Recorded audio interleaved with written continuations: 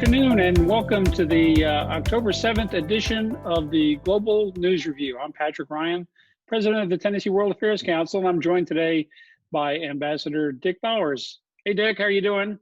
Doing fine, Pat. Hope you are the same. Yep, all well here. We're without Dr. Breck Walker today, but Yep. I think Dick, you and I can carry the load here.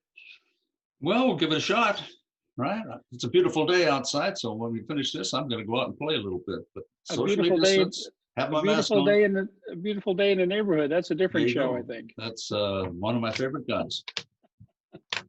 All right, well, let's jump right into it. We'll start out with the quiz question. You're going to read topics. I'll take care of Breck's quiz question today. No unusual names to pronounce. The Interior Minister of this country is taking a hard line on asylum seekers arriving illegally, saying that the system is broken. And we'll get the question up here for everyone to take a look at. So that we're looking for that country, and the Interior Minister says that the system is broken and the government is under fire. At the same time, over reports it was reviewing plans to house asylum seekers on idle offshore oil platforms, building floating seawalls, or sending them to detention sites in Moldova or Papua New Guinea. And the options are A, Turkey, B, Greece, C, France, or D, the United Kingdom. So of those countries, which country is currently concerning itself with the immigration question? And Dick, I'm going to jump back to the topics for today, and there you go. Okay, but just for the record, I want you to know I missed that question when I took the quiz. So anyway, moving right along. Today's topics, October 7, 2020. We've got U.S. commitment in Iraq. We're going to talk a little bit about withdrawal of U.S. troops and what it means and how far down we're going and what happens there. And then QAnon, an American phenomenon, goes global. It is in the social networks in a lot of different countries, kind of create a lot of havoc in a lot of people's minds. And number 3, the Pentagon leaders in COVID. So we've got our high command quarantined. Who's in charge? What's that mean for our nation's security? Those are 3 topics, Pat. All right, so you've taken the quiz. You're a regular quiz taker. Was that the only one you missed? I missed one more. I had 8 out of 10. So, they must have been the death of a leader in the Middle East, the Kuwaiti emir. Okay. Well, I hope you didn't give it away there, but that used to be perhaps an easier quiz because you were acing it all the time, and others were. So well, you put that together, right? Yeah, I do with is the partnership of Dr. Debbie Bernard at Tennessee Tech. She's our alternate quiz master, and it's available every Monday for people who subscribe to our email. You get the quiz, you take the quiz. If you score high enough, you're a weekly winner at the end of the month. From among the weekly winners, we choose a monthly winner who gets a nice prize, usually a book or something, and that's how that works. So sign up for the newsletter, and you'll get the quiz. Take the quiz. Do you know what the prize is this week? We just gave away a copy of the book by General Allen. I think it was called Thinking Ahead. General Allen is the president of the Brookings Institution, and he will be our guest for those who missed the preview panel. He will be our guest in a little bit on America's Place in the World with Jessica Matthews. And they are speaking on the 15th with Dr. Tom Schwartz. And then we have another America's Place in the World coming up later in the month. But I won't bog us down with that. We have. Well, let me throw out an attaboy to Professor Tom Schwartz in his book on Kissinger, because I'm a regular reader of the Christian Science Monitor magazine. Back in the 1960s, I started regularly reading the Christian Science Monitor newspaper because it was the best international newspaper about what's going on in the world.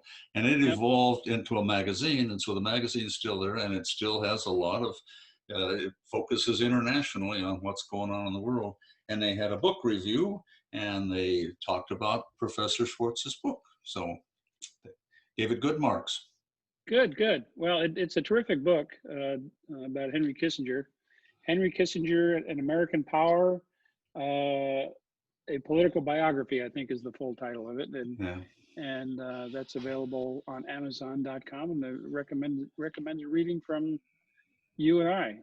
So let's jump into what's going on in Iraq, Dick. And it's but the U.S. military is drawn down, and they made a statement that the drawdown from about 5,200 to fewer than 3,000 troops in Iraq. And the Marine General Kenneth McKenzie Jr., who's the head of U.S. Central Command, announced on September 9 that the reduction in U.S. forces in Iraq was expected to be completed by the end of the month.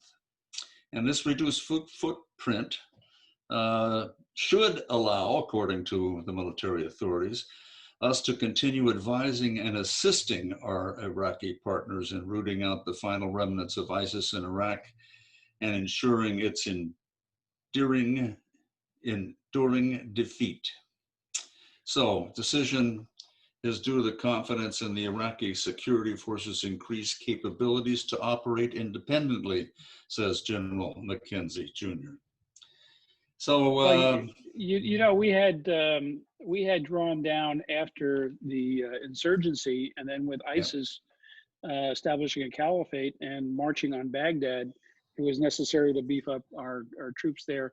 And I believe the project was called Operation Inherent Resolve, to fight back the ISIS elements that had taken over large swaths of Iraq and had threatened the Kurds in the north and the central government in Baghdad. And that's been several years of pretty intense fighting in across Iraq and Syria. So now the drawdown is tied to that. But we're also concerned about the relationship between Iraq and Iran and the attacks that have been taking place against American forces at various bases around the country. And Dick, I know you remember back in January when the United States killed Qasem Soleimani, the general in charge of the Iranian Revolutionary Guard Corps, at the airport in Baghdad with a Reaper drone attack. That resulted in Iran firing long-range heavy ballistic missiles against bases in northern Iraq, and including Taji, which you had on your map there, right? That's where the Americans, three Americans were wounded there, right? And two were killed, I think. Yeah, that was a separate attack. The attack in January in response to Qasem Soleimani was a ballistic missile attack, as opposed to these rocket attacks. How many bases do we now have? I think we're down to 3. Yeah, there's some outposts, but people are loading up, and you can see on the screen here the result of the attack in January. Again, this was a response from Iran, and frequently Iran will conduct an operation in which they don't want their fingerprints on it, either using militia or proxies, or in the case of the attack against the Abqaiq oil refinery in Saudi Arabia, there were drones and cruise missiles that no one has attributed where those came from. Some people said it was the Houthis in Yemen that launched the attack, but it was probably Iran.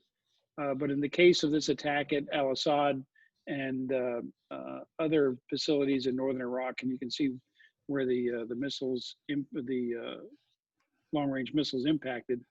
At the time, the Pentagon said no Americans were injured, but it turns out that 110 of them were in fact injured, some with traumatic brain injuries. 50 of them received Purple Hearts for the action. A couple of guys were blown out of a guard post.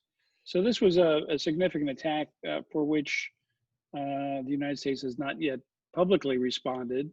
We don't know what might have gone on in the diplomatic world or the cyberspace world, but it really is kind of an unanswered shot across our bow. There was also an attack, and these are attacks that have concerned American officials. It was the attack earlier than that rocket attack against the U.S. Embassy. And there were a couple of days where militias, the Popular Mobilization Force militias, among others, backed by Iran, launched attacks and moved against the U.S. Embassy. And Dick, you might be able to categorize what that embassy is like. It's really a fortress-like. It's the largest U.S. embassy abroad, I believe. Yeah, it's huge, and you know, it basically took over Saddam's palace as a huge one and added to it, and it's got an external perimeter now. Under international law, for diplomatic premises, the external security perimeter. So usually you'll have a building and then you'll have a fence around the building, and outside that fence, the responsibility for security is the host government's. Right. So when these militias came up and started throwing things over the fence, or basically tried to breach the perimeter, it should have been the Iraqi security forces of the government that came in and cleared those guys out. They actually did penetrate into the grounds, and it was U.S. State Department security people that were trying to get rid of them. To my knowledge, nobody was killed, but there was a lot of pushing and shoving and rocks being thrown and tear gas used and things of that sort. So It was kind of a breakdown between what the Iraqi government should have done. And I think, Mike Pompeo, Secretary of State, threatened to close the embassy and withdraw all U.S. Diplomats unless the Iraqis stepped up and did what they're supposed to do. So that's still pending, but I think we'll see what happens. Yeah, and the Iraqi government is largely ineffective in reining in these militia forces. Yeah. So the net effect of the 2003 invasion is that Iraq is no longer a bulwark against Iranian expansionism in the region, and that highlights the importance, the geographic position of Iraq. It's right in the middle of a region of turmoil right now. There's trouble at every corner, and you can see by the position. Saudi Arabia dominates the Arabian Peninsula and occupies a key strategic location, as well as countries that are near choke points. But Iraq is really at the center of what's going on now between Syria, Turkey, Iran, what's happening in Lebanon. Iraq has basically become a transit point from Iran to Lebanon across Iraq and Syria. So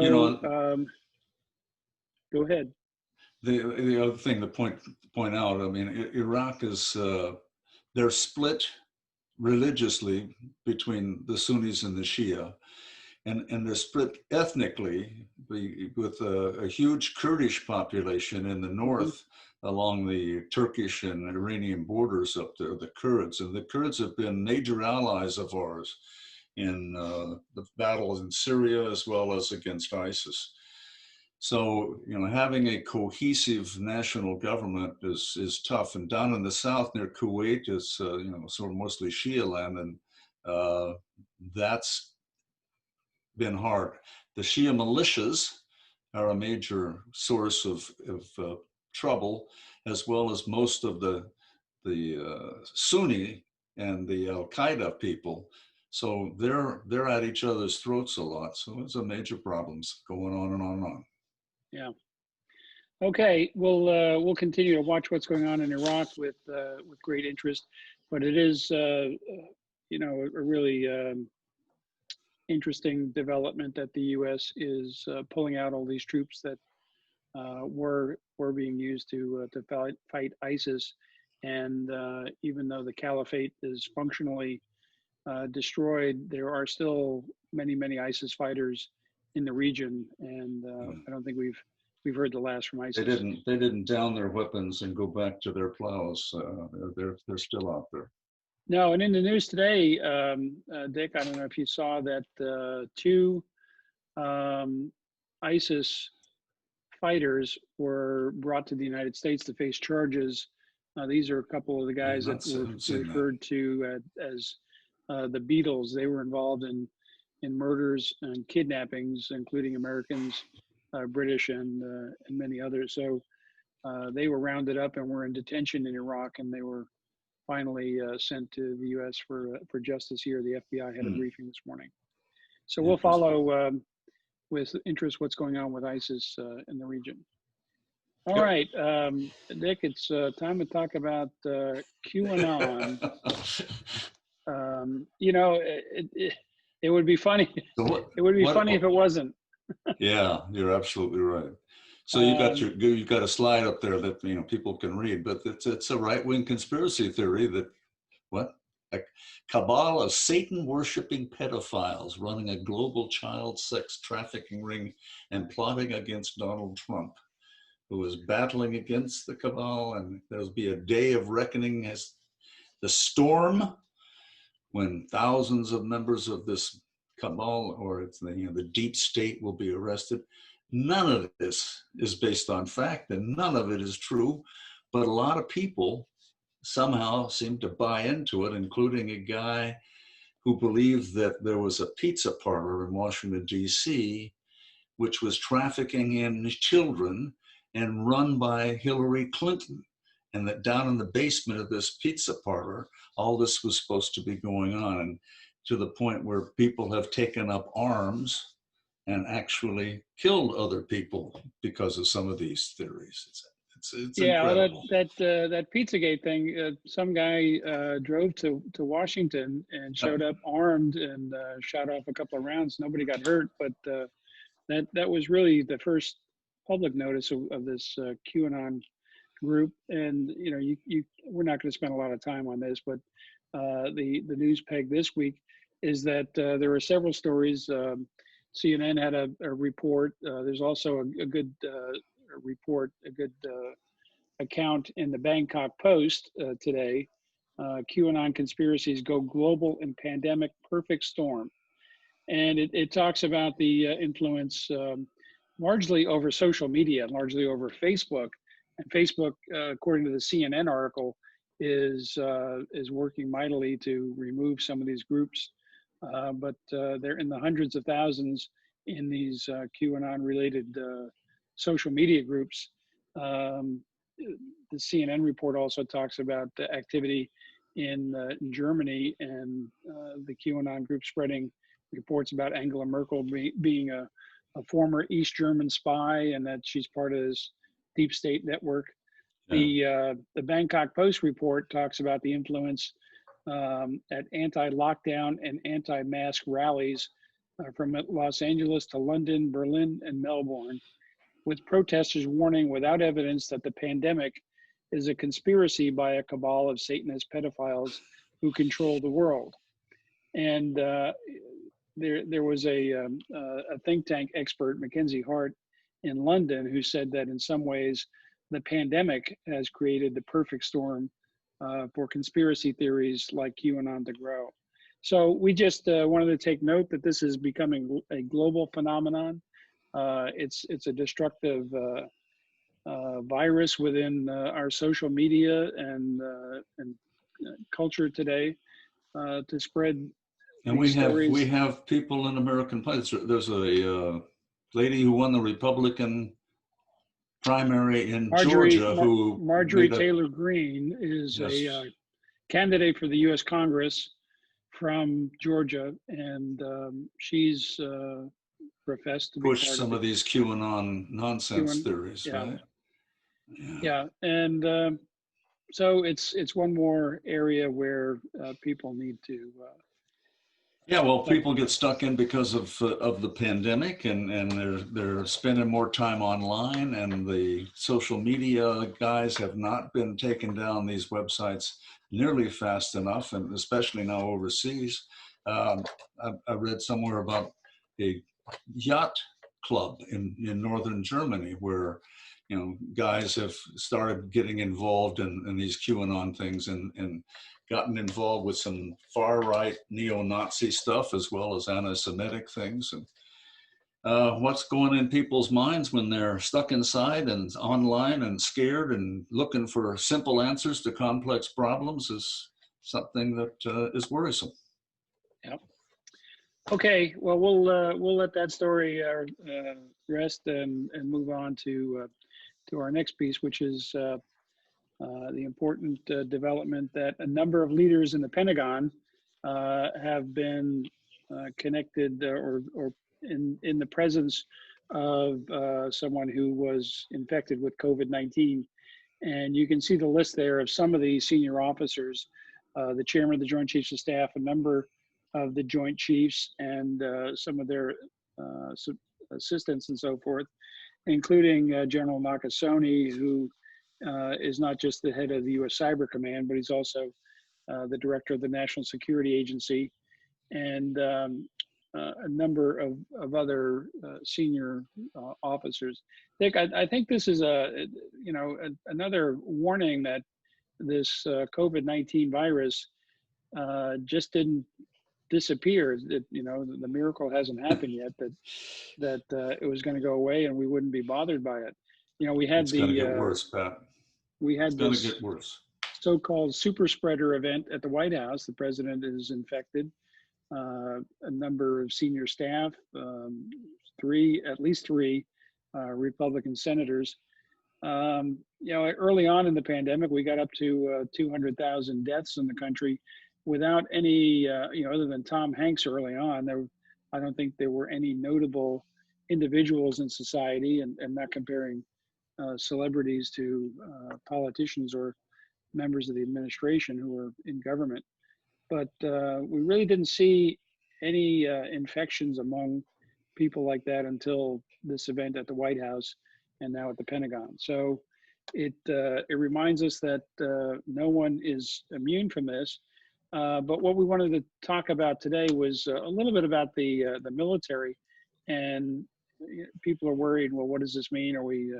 Before you jump to that, let me just say that I believe that I understand the Coast Guard Public Affairs Director, a guy named Admiral John Hickey, said that the person the Vice Commandant, Admiral Charles Ray, who tested positive on Monday, which caused the quarantining of the Joint Chiefs of Staff members, this particular admiral attended a Gold Star event at the White House on Sunday, September 27. That's one day after the White House held an event in the Rose Garden, which is now being blamed for the explosion of COVID in the White House.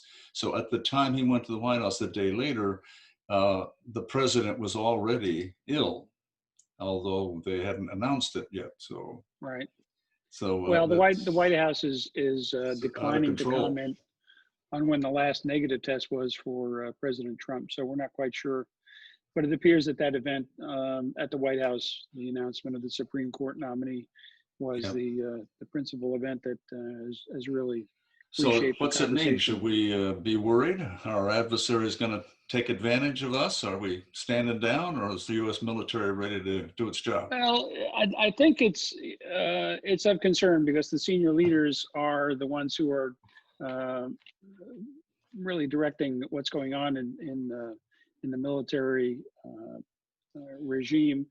But we're just going to talk a little bit about the National Command Authority and how all these pieces fit together. And I think the first thing that I would say, Dick, is that these teams, whether it's the Joint Chiefs of Staff, the heads of the military departments, the Secretary of the Navy and the Air Force and Army and so forth, all of these organizations all are deep and rich with talent. So if someone is moved out of a position temporarily or by illness or whatever, there's a really solid team behind them that steps up and things continue without interruption. The chairman and the Joint Chiefs who are sidelined are quarantined. They're not reported to be ill, so they're in contact, and they probably have secure communications from their quarantine location, and I'm sure that they are staying tapped into what's going on. But let's just take a quick look at how this works functionally. From the president command authority, if the president wanted to employ military force, it goes through the National Command Authority, the NCA, which consists of the president, the Secretary of Defense, and then down to what's called the Unified Commands. And we'll talk about that a little bit more. But under the Secretary of Defense, there is also the military departments, the secretaries of each of the services, and the Secretary of the Navy is head of both the Navy and the Marine Corps. And those officers are responsible for training and equipping their respective services. Now, on the other side, the president also relies on the Joint Chiefs of Staff for military advice from the chairman, and the Joint Chiefs are also responsible for plans and coordination of military operations. But it's really the unified command staffs that conduct operations around the world. They're responsible functionally for the European Command, the Northern Command, Southern Command, Central Command, and Pacific Command. So among those 5 staffs, and the names on that slide, the leaders of those commands are out of date.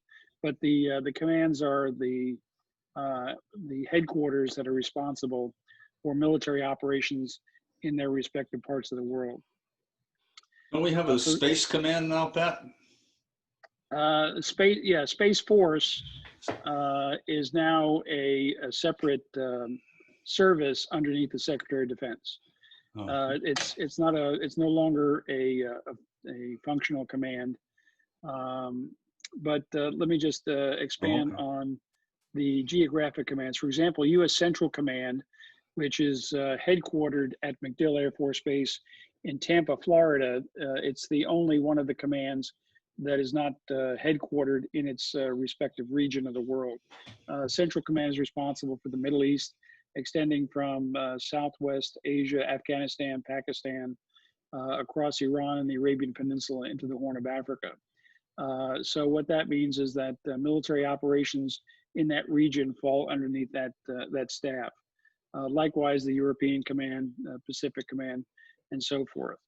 The functional commands you see on the screen there are elements underneath the Secretary of Defense that support operations of the Unified Commanders, Special Operations, Joint Forces Command, Strategic Command, which is the staff that handles our deterrent nuclear response, and then Transportation Command, which supports the geographic commands with aviation and maritime assets to move things around.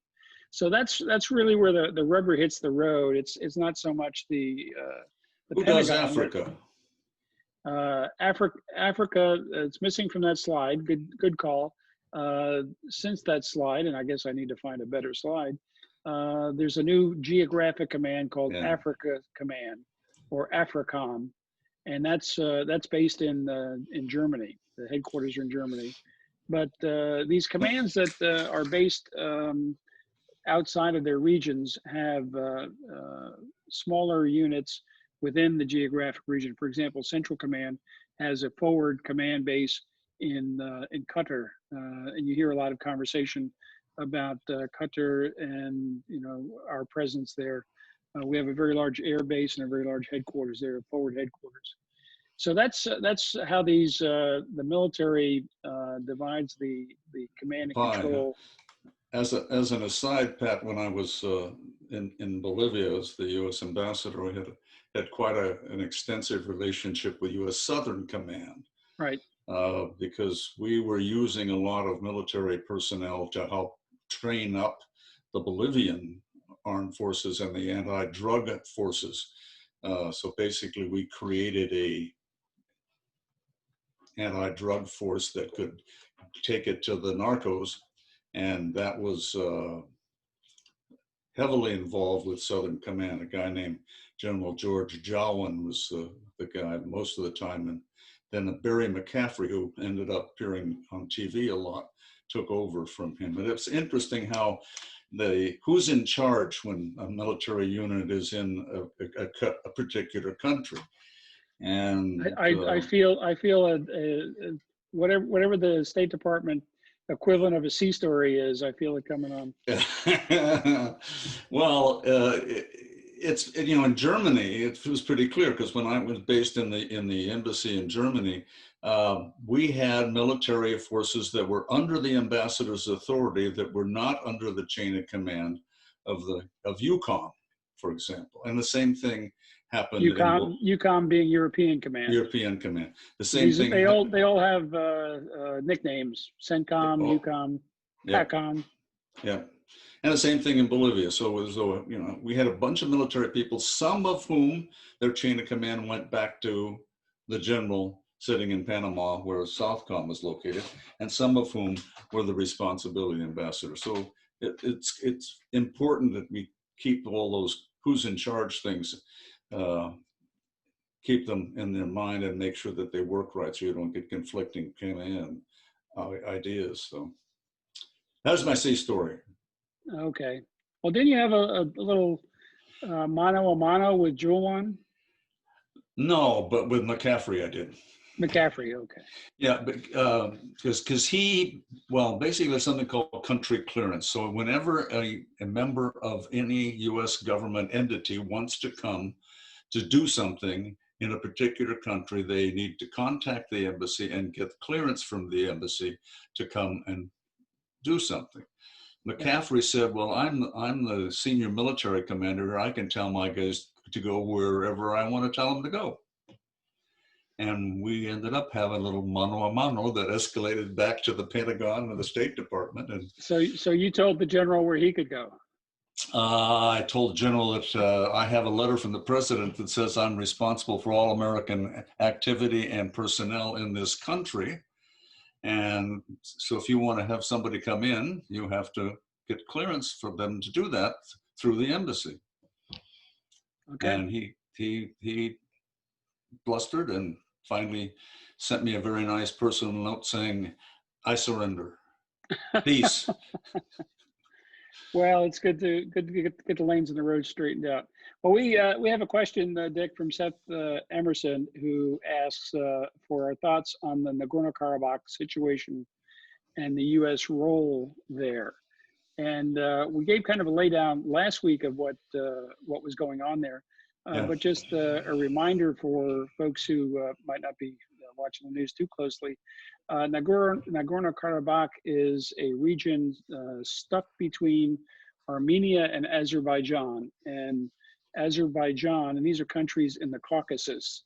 If you look at your map, and there's Turkey, and just above it, off to the northeast is Armenia, and Azerbaijan, and stuck in the middle is Nagorno-Karabakh. The population there is primarily Armenian, but the territorial claims recognized by most in the international community are Azerbaijan. So they've had battles over the years. In the 90s, there was probably the most significant combat between the sides, and the Russians helped to calm that down. And then there was the formation of something called the Minsk Group, which included the United States, France, Russia, and a couple of other countries. So right now the fighting has escalated. There has always been some back and forth, but we're now seeing artillery barrages and aircraft attacks and tank movements, and it's really a significant escalation in the back and forth. It's complicated by relationships with other countries from around the region, especially Turkey, which is aligned with Azerbaijan and appears to be providing military support to Azerbaijan. And there was a report of a Armenian tactical fighter shot down by a Turkish F-16 at the early days of this combat, which is basically about 10 days old now. So that put the fingerprint on Turkey as being directly involved. There are other countries involved. There are Syrian troops that are going in to fight on the side of the Azerbaijanis as basically mercenaries being called in. Russia has forces in Armenia, but has not yet gotten themselves involved in any of the combat. They apparently want to maintain some level of diplomatic neutrality as a member of the Minsk group. So what's the U.S. role in the area? The United States is concerned about the stability and security of that region. It's a key region between Europe and Asia. We're concerned that our NATO ally, Turkey, who is involved in other conflicts and friction in the area, including Libya, Syria, contested territorial seas in the Eastern Mediterranean. So Turkey has a lot going on that the United States is concerned with, and just add Armenia, Azerbaijan, and Nagorno-Karabakh to that menu. So our interest is security and stability and stopping the conflict. It does not appear that the U.S. State Department, Dick, has jumped in a big way on this one.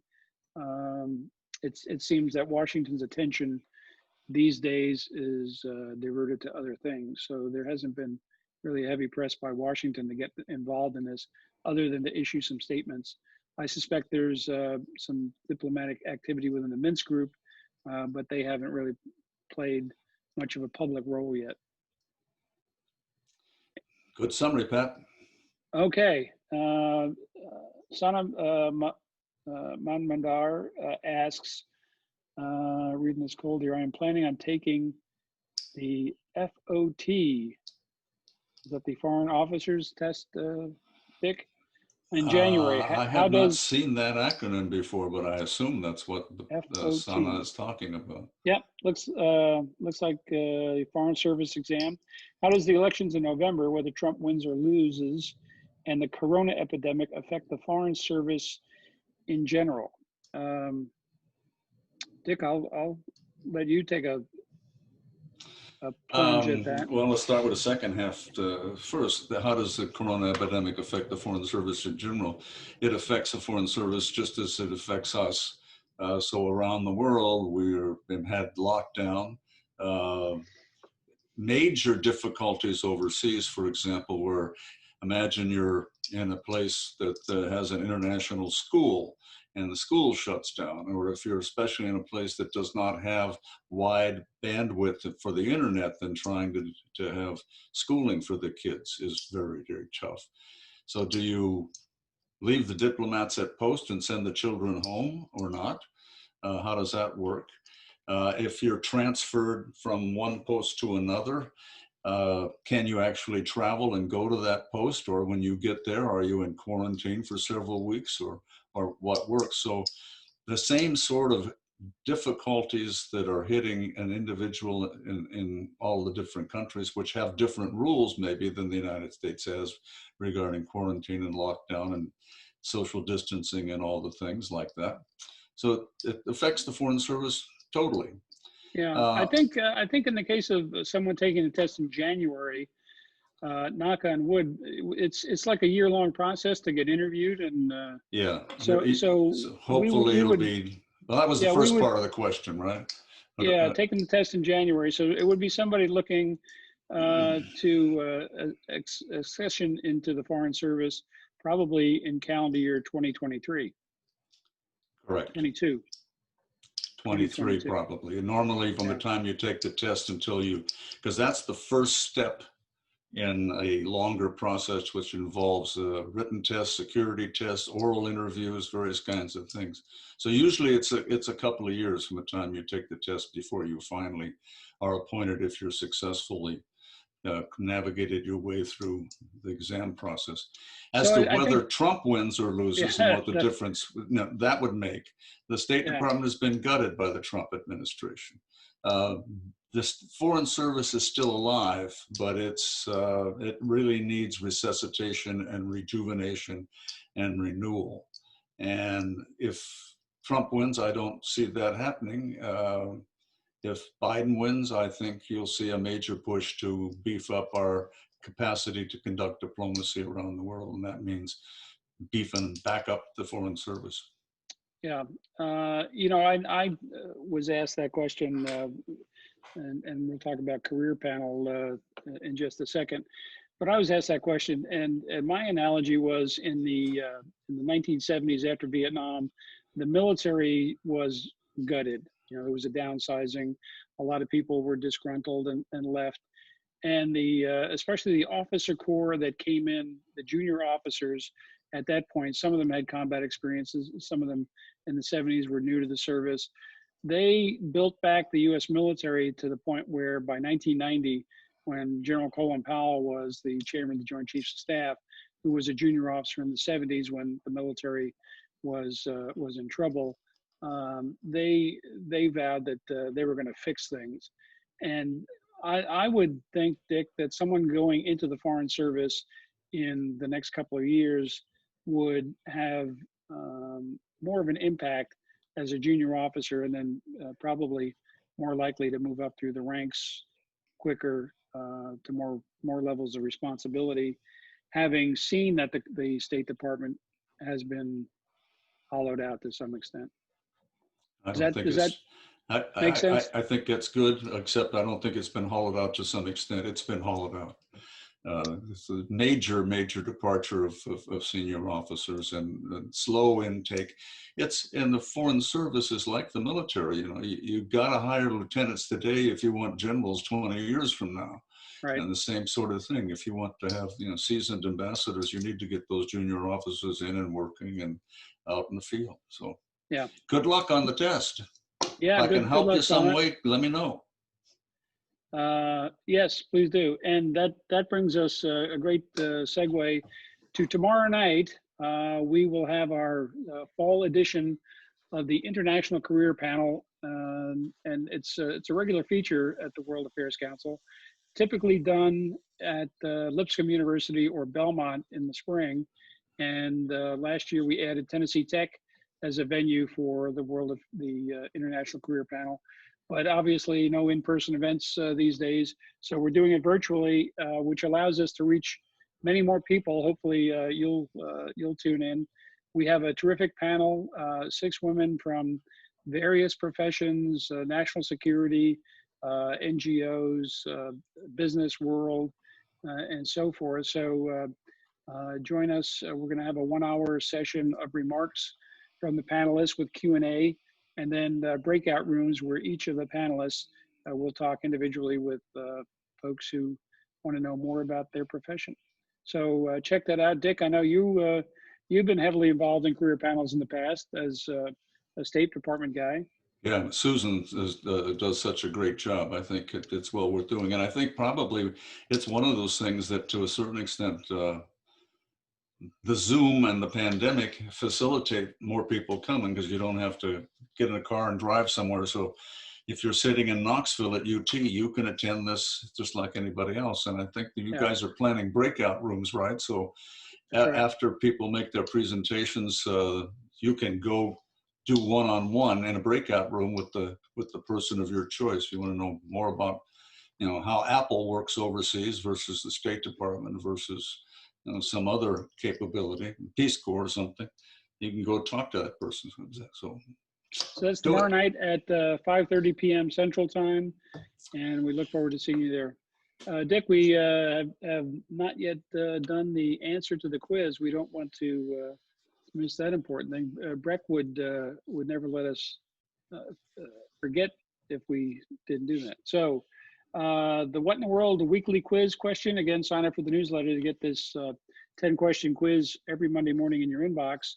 The Interior Minister of this country is taking a hard line on asylum seekers arriving illegally, saying the system is broken. Meanwhile, the government is under fire over reports it was reviewing plans to house asylum seekers on idle offshore oil platforms, building floating seawalls, or sending them to detention sites in Moldova or Papua New Guinea. And you can see the answer there is D, the United Kingdom.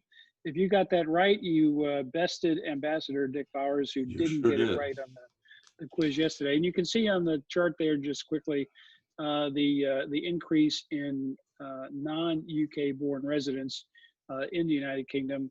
And that was really part of the justification in many minds for Brexit, for the United Kingdom separating from the European. And my British friends say, you know, if you need a plumber, you have to speak Polish.